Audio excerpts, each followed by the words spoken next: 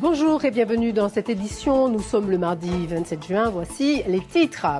Les salariés de la CACEM ont entamé un mouvement de grève. Ils dénoncent le mépris de la nouvelle direction ainsi qu'un manque de considération pour leur travail. Les suites de la cyberattaque avec la CTM, avec toujours de nombreuses conséquences sur le système informatique de la collectivité, ce qui occasionne des retards de paiement dans de nombreux secteurs d'activité.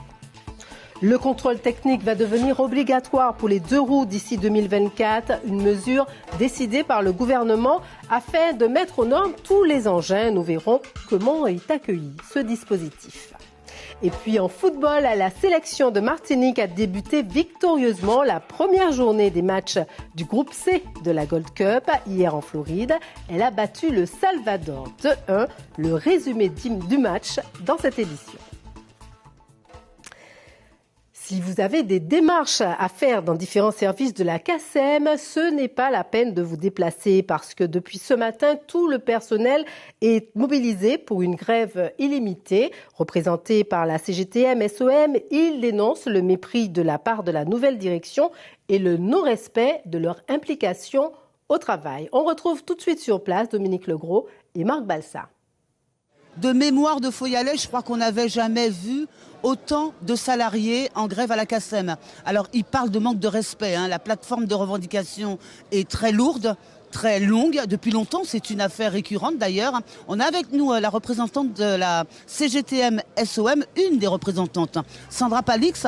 Alors, que se passe-t-il? Il y a beaucoup de gens là en grève. Eh bien oui, aujourd'hui, nous sommes déterminés à dire au président que ça suffit. On en a assez. Nous souffrons aujourd'hui à la CACEM. Il y a un manque de respect.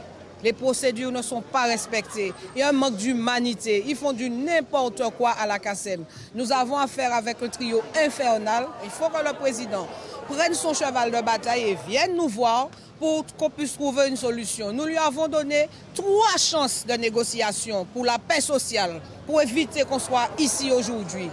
Il nous a craché dans le visage, il nous a tourné en bourrique, on n'a rien obtenu. Donc aujourd'hui, nous sommes déterminés. Vous voyez, tous les collègues sont là et nous sommes déterminés. Nous lui demandons aujourd'hui de prendre ses responsabilités, d'arrêter la décadence aujourd'hui à la CACEM. On ne respecte plus les procédures CACEM. Il embauche à tir la houlette, on ne sait plus où on va. Très bien. Merci Sandra Palix. Alors, si vous avez des démarches à faire, bien entendu, vous l'aurez compris, c'est même pas la peine de vous diriger vers la CACEM. Dans les jours qui viennent, on ne sait pas s'il y a une négociation prévue. Merci beaucoup, Dominique. Autre mouvement de colère, celui des greffiers du tribunal de Fort-de-France. Ils s'insurgent contre leurs conditions de travail, ainsi que manque de matériel et des salaires et des avancements de carrière inacceptables pour eux. Je vous propose d'écouter Catherine Pincemet. Elle est la responsable du syndicat UNSA, service judiciaire. En fait, on a une revalorisation de notre grille indiciaire et on a des baisses d'échelon, donc notre travail est méprisé. On ne tient pas compte en fait de nos compétences, on ne nous reconnaît pas. On va tous se réunir, on va décider de faire certainement une motion et après la motion, on va engager des actions. Ça peut être la grève du zèle, ça peut être aussi plein de choses en fait. Des suspensions d'audience, des interruptions. Voilà. 1 mois et 10 jours après la cyberattaque dont elle a été victime, la CTM n'a toujours pas repris la main sur son système informatique. Aujourd'hui encore, plusieurs opérations doivent se faire au format papier, ce qui entraîne des retards de paiement. Les réparations ont commencé, mais le procédé sera long. Explication avec Sanga Fagour et Marc Balsa. Une collectivité toujours au ralenti. Plus de mois après le début de la cyberattaque dont elle a été victime, la CTM reste très impactée, avec des délais de traitement toujours plus longs que la normale. Jusqu'alors, tout était informatisé, toutes les procédures étaient informatisées. On est à l'heure du numérique, cette cyberattaque qu'on subit depuis la mi-mai nous a obligés à revoir nos process de paiement et aujourd'hui on est revenu à une formule manuelle. La collectivité territoriale de Martinique affirme avoir priorisé le règlement des prestations sociales. Précisément, 1810 mandats ont été émis par la collectivité, ont été émis à destination de la pairie. Quand je dis 1800 mandats, c'est toutes les prestations sociales, d'aide aux personnes âgées, les chèques CESU, etc. Et puis évidemment, tous les paiements afférents aux travaux, aux prestations de services qui ont été réalisées, aux fournitures réalisées par les entreprises. Parmi les victimes collatérales de ces retards de paiement, les entreprises du BTP, dont les échanges avec les différentes collectivités sont aujourd'hui informatisés. Or, plusieurs applications sont encore inaccessibles. Nous avons et des subventions, et des aides, et des paiements qui sont décalés, en retard, voire très en retard. Vous n'avez pas d'argent, vous rentrez pas d'argent et on vous en réclame. Donc vous êtes de toute façon en difficulté et vous avez bien évidemment au bout d'un moment des problèmes de documents qu'on vous réclame et que vous ne pouvez pas fournir et pour avoir de nouveaux marchés. L'intervention des services informatiques de la CTM est toujours en cours, mais la procédure est longue. Elle s'effectue poste par poste sur quelques 4000 équipements informatiques. Le contrôle technique sera bientôt obligatoire pour les motards en 2024. Tous les 2 roues seront concernés par cette mesure. Une révision qui permettrait de mettre aux normes ces véhicules. On fait le point avec Edwin Elderal et William Zebina. C'est tournant pour les conducteurs de 2 roues. Le contrôle technique sera obligatoire pour les motards à partir de janvier 2024. Un contrôle jugé utile pour les uns et futile pour d'autres. C'est pour la sécurité du motard. Parce qu'il y a des motos sans clignotant, il y a des motos sans optique, sans esthétique. Les amortisseurs ne fonctionnent pas. Même des fois, il n'y a pas de plaquette de frein ou il n'y a même pas d'étrier. Donc ce serait une sécurité avant tout pour le moteur. Même la ferraille, tu sais, s'il n'y a pas d'esthétique, tu peux te blesser avec la ferraille, tout ça, c'est très dangereux. Donc il faut prendre soin de sa moto. Si tu es un bon motard, tu vas faire les réparations, les démarches qu'il faut chez le garagiste, chez le concessionnaire, je ne sais pas, pour pouvoir réparer ta moto. On n'a pas besoin de contrôle technique pour pouvoir faire l'entretien de ta moto. Le contrôle est nécessaire pour le gouvernement. Le but, obliger les motards à respecter certaines normes. La pollution, la sécurité, ce qui a aussi l'empreinte carbone par rapport aux nouvelles normes et amener tous les usagers vers effectivement la moto électrique éventuellement. Toutes les cylindrées seront concernées par le contrôle technique. Le prix de ce futur contrôle n'a pas encore été fixé. Cette obligation sera progressive en fonction de l'âge de la moto. L'entrée en vigueur de cette nouvelle mesure s'étalera jusqu'en janvier 2027. Le salon OZ a lieu en ce moment à Madiana, un salon essentiellement dédié aux chefs d'entreprise, aux recruteurs et aux porteurs de projets. Une quarantaine d'exposants, des conférences et des ateliers ponctuent ces journées. Et le public, vous le voyez, est au rendez-vous. Alors je vous propose d'écouter ces quelques réactions recueillies par Fabienne Léonce. C'est vraiment important parce que ça nous permet d'avoir des informations, de rencontrer les entreprises qui peuvent nous aider, les banques, les assurances, etc. Je viens au salon OZ depuis 2019 et à l'époque j'étais en phase de reconversion, j'étais en train d'écrire mon premier livre, etc. Et donc chaque année qu'il y a une organisation de salon OZ, je viens et ça me permet d'avoir de nouvelles connexions parce qu'il y a aussi une grande force de réseau. Et puis de découvrir de nouvelles choses aussi. Alors l'intérêt pour moi d'être ici, c'est la mise en relation avec les entreprises qui priment, qui osent venir se présenter aujourd'hui. Donc le contact est important pour moi de pouvoir prospecter et en même temps leur proposer mes services. Je viens de rencontrer quelques entreprises qui me semblent prometteuses en termes de collaboration potentielle. Donc je continue le circuit et pourquoi pas collaborer dans un futur très proche avec elles. Des bonus pour les salariés des petites entreprises. Si ça se confirme, ce serait en théorie une bonne nouvelle pour le pouvoir d'achat. C'est en tout cas ce que promet le gouvernement avec son projet de loi sur le partage des bénéfices. Le texte est débattu à l'Assemblée nationale. Alors concrètement, à combien pouvez-vous prétendre? Est-ce que toutes les entreprises sont concernées? On voit ça avec Chloé Tixier et Guillaume Marc. Depuis 2 ans, les 20 salariés de cette agence de recrutement touchent une prime d'intéressement.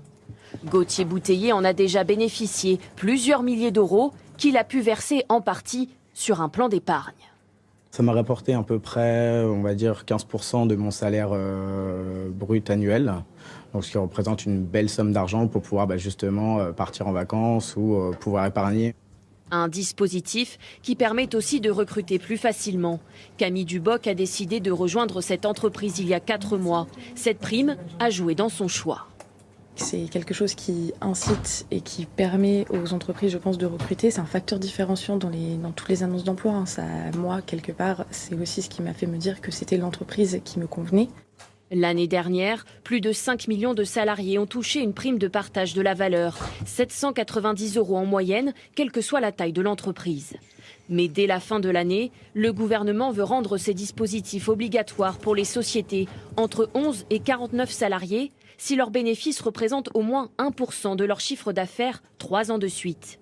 Une bonne idée pour cette responsable, à condition de ne pas compromettre le développement des entreprises.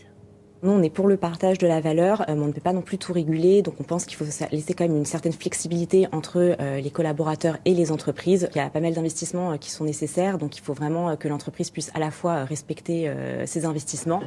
Ces entreprises auront le choix entre une prime de partage de la valeur, de l'intéressement ou de la participation. Ces images maintenant, ce sont des baleines qui affluent en ce moment près des côtes australiennes. Et ça donne des images, vous allez le voir, à couper le souffle, comme par exemple ce kayakiste qui a vécu une expérience incroyable. Je vous laisse découvrir ces images avec Claire Vérov. Regardez. Rencontre insolite au beau milieu de l'océan, captée par un droniste. Tu sais qu'il y a une baleine qui est en train de te suivre? Elle est vraiment très proche. À travers les eaux translucides, il filme ce cétacé qui s'approche de ce kayakiste. Je ne pense pas qu'il le sache. Seulement quelques mètres d'écart les séparent. Mec, retourne-toi. Elle est en dessous de toi. Elle va t'effleurer dans très peu de temps. Pendant 3 kilomètres, l'étonnant duo va partager côte à côte le même terrain de jeu, ces eaux turquoises. C'est incroyable. Le grandiose face-à-face s'est déroulé au large de Sydney ce week-end. C'est dingue. Une rencontre magique et pourtant de plus en plus probable, car les baleines à bosse sont plus nombreuses sur cette côte australienne. Plus de 5000 ont été recensées ce week-end, un record. Si bien que l'espèce n'est plus menacée en Australie depuis 1 an. Une bonne nouvelle et un privilège pour les chanceux témoins de ces balais aquatiques. Et puis retour chez nous avec cette très belle initiative des élèves au secours des tortues marines sur la plage de Madiana à Shellshare. Avec l'aide de l'association La Sommaire et l'appui de la DEAL et l'ONF, des classes de l'école Hans Madame A ont organisé une opération pour la protection des tortues, une opération assez inédite. Pour limiter l'éblouissement des tortues par les phares de voitures, les élèves ont utilisé des feuilles de coco pour créer des barrages contre la production lumineuse lors des périodes de ponte. Ils ont pu les déposer aujourd'hui sur le site. Alors je vous propose d'écouter Mélissa Herrero, elle est la chargée de mission et de sensibilisation. Elle est au micro de Raphaël Luce et de Stéphane Petitfrère. L'idée, c'était d'utiliser de la matière naturelle qu'on trouve facilement en Martinique. C'était de créer quelque chose en fait qui va pas polluer. Donc là, c'est totalement naturel. Et en plus de ça, c'est un savoir-faire aussi qui est ancré dans la culture martiniquaise. Du coup, je trouvais ça important d'associer protection de l'environnement et puis enseignement aussi des traditions locales. En football, la sélection de Martinique a débuté victorieusement la première journée des matchs du groupe C de la Gold Cup hier soir à Fort Lauderdale en Floride. Elle a remporté la victoire face au Salvador 2-1. Le résumé du match avec Karl Sibat. Une belle performance pour entrer dans la phase de poule de cette Gold Cup. Hier soir à Fort Lauderdale, la sélection de Martinique s'est imposée 2-1 face au Salvador au bout d'un match de grande qualité, même si tout n'a pas été rose. Dès le coup d'envoi, ce sont les Salvadoriens qui se montrent les plus dangereux. La pression est sur le camp martiniquais. Yanis Clémencia et ses défenseurs partent au plus pressé. À la 11e minute, les Martiniquais reviennent vite. Poulolo récupère à hauteur de la médiane et lance Patrick Buyonner qui trompe Moreno. 1-0 pour la Martinique. 5 minutes plus tard, nouvelle interception martiniquaise qui va faire très mal à l'adversaire. Kevin Fortuné est à la finition. 2-0, le break est fait.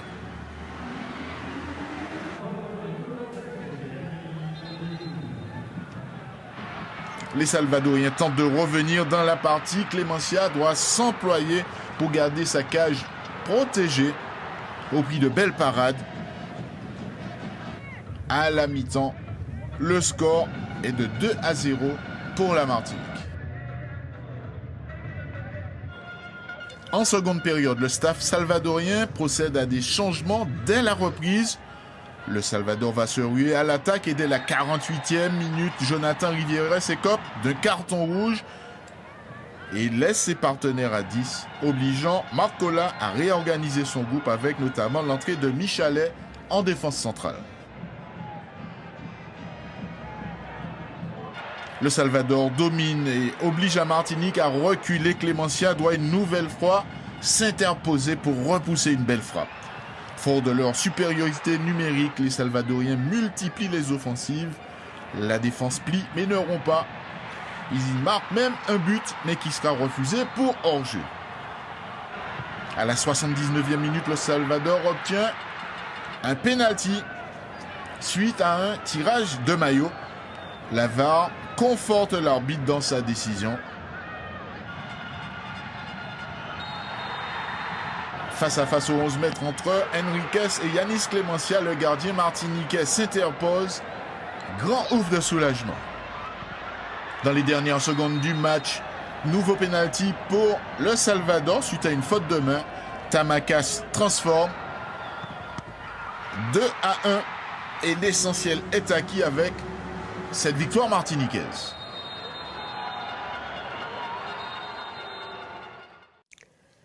Les voyages forment la jeunesse et c'était bien le cas pour ces 3 garçons et ces 3 filles représentant les 6 nations amérindiennes présentes en Guyane. Ils reviennent du Canada, un voyage de 2 semaines organisé par l'association Peuple en harmonie. C'était une expérience enrichissante et qui donne des idées, même d'un point de vue économique. Le reportage d'Olivier Damon et Martial Crit. Leur voix, ils l'auront peut-être trouvée ici, au Québec. Durant 11 jours, ces jeunes Amérindiens de Guyane ont parcouru quelques-unes des institutions canadiennes dédiées aux peuples autochtones. De retour au pays cette semaine, au siège de l'association Peuple en harmonie où tout a commencé, ils racontent. On est allé à Gatineau, au Fab Lab Onaki. Donc là, on a rencontré des jeunes autochtones qui étaient un peu partout au Québec, qui viennent d'un peu partout au Québec et qui se cherchent tous. Donc il y en a certains qui voulaient renouer avec leurs origines, il y en a certains qui voulaient trouver leur voie. Et justement, ça nous inspirait, nous, qui sont toujours à la recherche de notre voix et aussi de notre culture et tout. Au cœur de ce voyage, un échange entre les Guyanais et leurs frères du Québec. Des autochtones d'Amérique du Nord très soudés, note Brian, 22 ans, lui qui veut s'inspirer du modèle canadien pour développer son entreprise touristique à Camopi. Imprégner justement ce que les autochtones font justement au Canada. Quand on peut voir que là-bas, ils peuvent peser 169 milliards de dollars en termes de tourisme, il y a beaucoup de choses à faire, tu vois. Donc j'imprègne beaucoup, je flash beaucoup de choses de par mes yeux et que probablement je vais développer sur Camopi.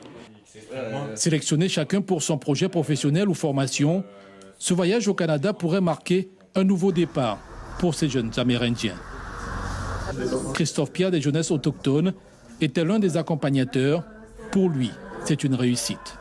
Il y a certaines mesures qui sont applicables, je veux dire les Fab Labs autochtones qui sont des lieux au fait d'apprentissage des différents outils, nouveaux outils, comme des imprimantes 3D, des broderies, des brodeuses, etc. En fait, où ils ont mis en place ce qu'ils appellent une sorte de CAP, développement web, etc. Ce sont des outils qui aujourd'hui, au Canada, sont dédiés au peuple autochtone principalement dans ces Fab Labs-là, mais qui demain peuvent être facilement déclinables ici avec un peu de volonté et un peu de moyens. Donc c'est possible. Ce voyage était le premier échange international de peuples en harmonie depuis la fin de la crise sanitaire. L'association souhaite permettre à d'autres jeunes de vivre une telle expérience. Et pour terminer, nous revenons sur cette exposition consacrée à Aimé Césaire. Elle est visible à Tropicatrium. 50 ans de photographie de presse par Fernand Bibas. Confluence humaniste et culturelle, c'est une quarantaine de clichés pris dans le feu de l'actualité par l'ancien photographe. On y retrouve l'homme souvent entouré de célébrités et de personnages publics. L'exposition est dirigée par Adam Squaté, ancien journaliste aussi de France Antilles. À regarder.